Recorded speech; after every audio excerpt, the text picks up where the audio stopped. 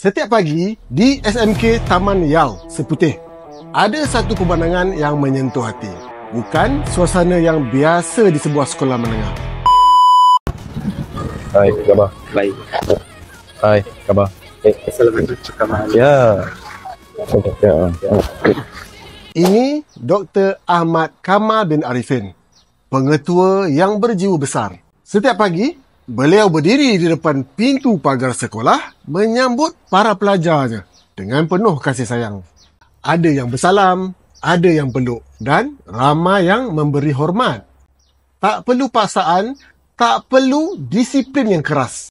Cukup dengan kasih sayang dan kepercayaan. Dan lebih bermakna, usaha beliau disokong oleh wakil rakyat kawasan Seputih, YB Teresa Kok, turut membantu usaha baik pengetua SMK Taman Yau ini. Sebenarnya, kerjasama antara pemimpin sekolah dan pemimpin masyarakat inilah yang membawa harapan baru kepada anak-anak Malaysia. Yang paling menarik, Dr. Ahmad Kamal dulu pernah menjadi guru di SMK Seksyen 18 Shah Alam. Sekolah aku dulu tu.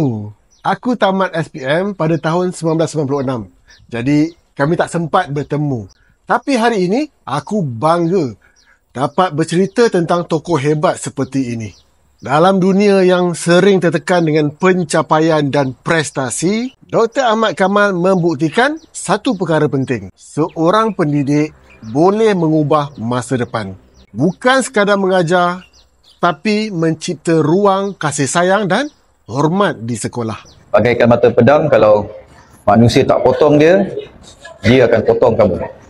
Maksudnya di sini adalah masa sangat pantas berlalu.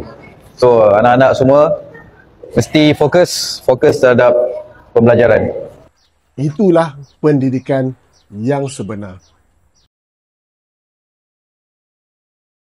Kalau korang ada lagi cerita-cerita yang memberi inspirasi macam Dr. Ahmad Kamal, jangan lupa komen dan mungkin kita boleh lebihkan lagi cerita-cerita sebegini supaya lebih ramai orang termotivasi untuk membuat kebaikan.